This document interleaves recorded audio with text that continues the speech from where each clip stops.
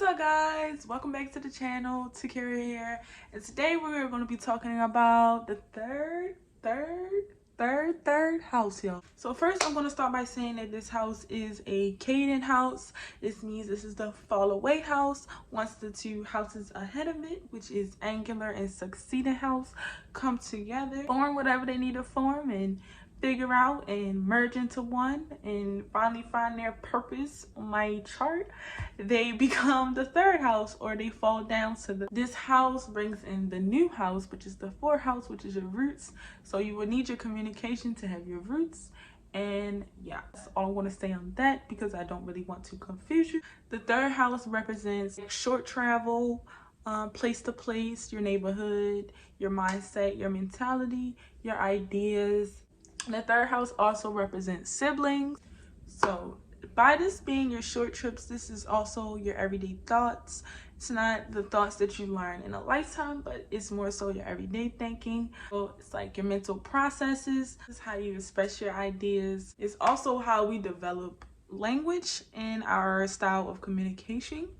This house, being the Caden house, is also the house to show you what you gain from learning your identity and securing your finances. This also represents what's important to you. So the mind is a very interesting thing. So with the planets there, you could see what parts of your mind may be stimulated more. This house is the third house, so it will be your communication from peers, from others, from everyday people. It would be your communication as a child. This could be your communication with your siblings, the way you feel with your siblings, where you sit on the sibling tree. So it can also show you how you project that energy onto someone else. For example, I have my third house in Capricorn, so I feel very responsible for my siblings, very serious, very cautious and protective of them. But my downfall is that we are very detached from each other, very different home life, than being very connected and very emotional, emotional intertwined. This is not bound to happen. We are not very emotional. We are more detached and social distanced from each other, but we definitely feel like we are binded to each other, and these are loyal relationships. That's what I would say for someone that has Capricorn in the third house. Their relationships may seem to be very loyal with their siblings, or very serious and protective of their sibling. Third house Capricorn may also like to have friends at work, or they may have trouble communicating with friends at work. So yeah, contrary to the third house is the ninth house. The 12th house is also a Caden house. The third house represents travel every day, short-term distance travel. That's why when Mercury is in retrograde, they tell you not to sign anything, basically not to go anywhere, just quarantine. Oh yes, it's just short journeys in your local environment. Everything that you come across on this, for example, Neptune in the third house can make you prone to delusions, prone to lies, a very empathetic, impressionable mind. Also with Neptune in the third house, this person may seem very out of reach, very imaginative. They may not be very realistic. The facts may be less important, and they might rely on feelings more.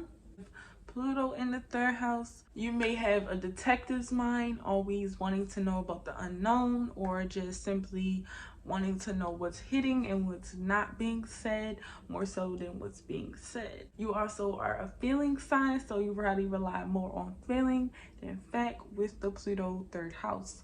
Also, you might be very vengeful and very vindictive.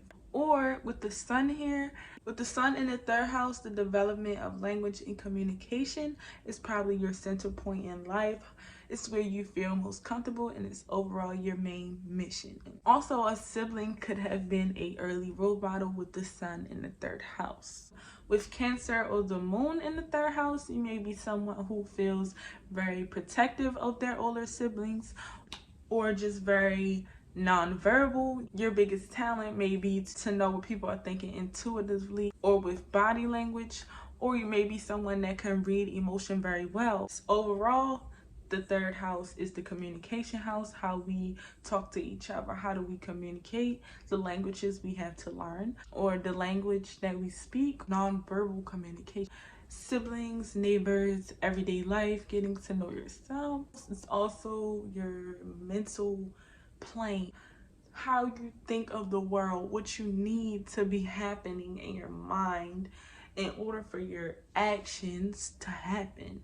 This house also rules learning. So everything you learn, how you like to learn in early childhood learning fits into this house.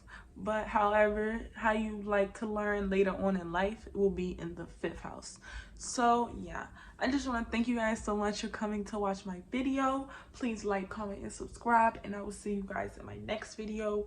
Bye bye.